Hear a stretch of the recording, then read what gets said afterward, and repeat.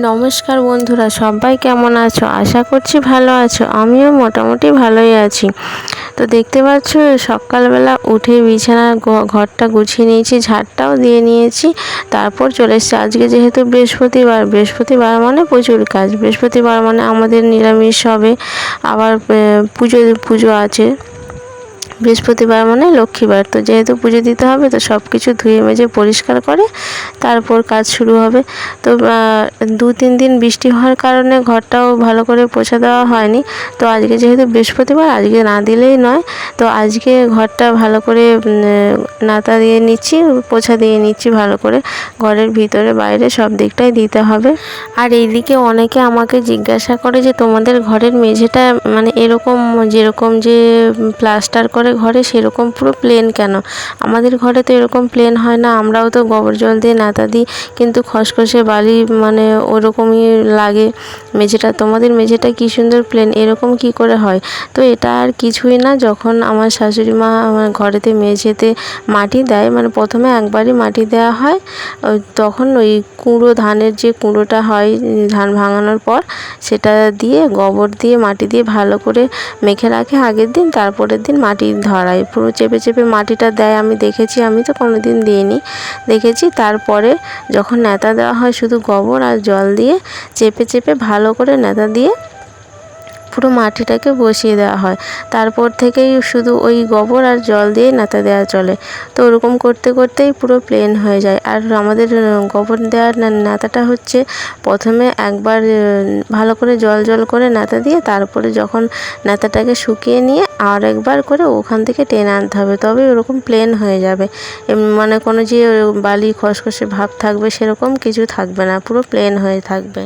এদিকে দেখতে পাচ্ছ আমি যতবার ন্যাতা দিচ্ছি ততবার কিন্তু দুবার করেই টানছি। প্রথমে একবার দিয়ে আসছি, তারপরে আবার উপর থেকে শুকনো করে ন্যাতাটা আবার টেনে নিয়ে আসছি। তো এরকমভাবেই পুরো ন্যাতাটা দেওয়া হয়ে যাবে আর মেঝেটা একদম পুরো প্লেন হয়ে থাকবে।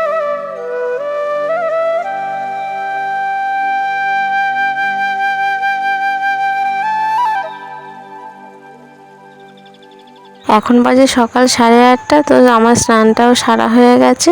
এদিকে সকালের টিফিনে আছে মুড়ি, ছোলা আর চানাচুর নিয়ে খেয়ে নিলাম। আর যেহেতু আজকে বৃহস্পতিবার তো পুরোটাই আজকে নিরামিষ হবে। তো এদিকে আমি টিফিনটা করে ভাতটা বসিয়ে দিলাম উনানে। তারপর এদিকে গ্যাসের মধ্যে আমি মুগ ডাল আর আলু সেদ্ধ বসিয়ে দিয়েছি। ডালটা একবারে ফোড়ন দিয়ে, জিরে ফোড়ন লঙ্কা ফোড়ন দিয়েই বসিয়ে দিয়েছি, একেবারে হয়ে যাবে। তার সঙ্গে দিয়ে দিয়েছি আলু। আর নিরামিষের দিনে ডালের সঙ্গে একটু আলু ভাতে হবে না, তাই কি করে হয়? নিরামিষেতে একটু আলু ভাতে না হলে ভালো লাগে না। আর তারপর এদিকে দেখো আজকে সুজনির শাক কিনেছি। একে অনেকে আবার শুশুনিয়া শাকও বলে।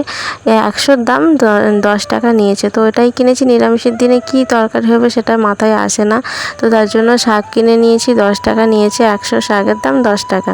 তো ওটাই বেছে নিয়েছি। আর যেহেতু উনানে তিল কাঠ দিয়ে রান্না করছিলাম না, তো তার জন্য বারে আগুনটা নিভে যাচ্ছিলো। আর বারে তো দেশলাই ধরানো সম্ভব না, এতেই মানে আগুন ধরাতে গিয়েই 5টা পুরো কাঠি শেষ হয়ে গেছে।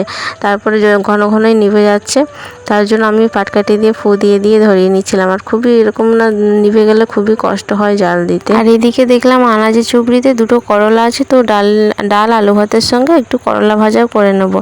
আর মা গেছিলো দোকানে, গিয়ে ওই দিক থেকে একজনদের বাড়ি থেকে আবার কাঁঠালটা নিয়ে এসেছে। তো কাঁঠালটা কাঁচাই আছে, কদিন রেখে দিলে পরে আবার পেকে যাবে।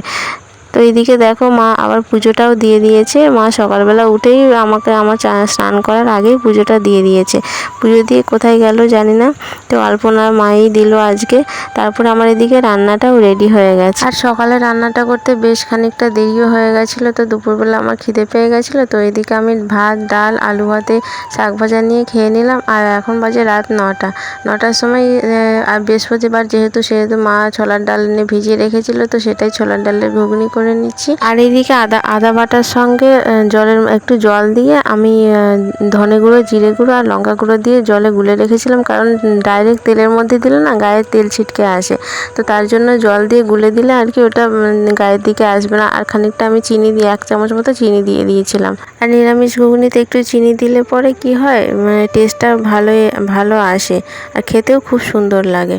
এদিকে তরকারিটাও আমার হয়ে গেল। আর নামানোর আগে একটু সামান্য গরম মশলা দিয়ে নামিয়ে ঘুমিয়ে নেব। তো এখন বাজে প্রায় রাত 10:30 বেজে গেছে, রান্নাটাও হয়ে গেল। আর আজকের ব্লগটা এখানেই শেষ করছি। সবাই ততক্ষণ ভালো থেকো, সুস্থ থেকো, আর দেখা হচ্ছে পরের ব্লগে। ততক্ষণের জন্য টাটা।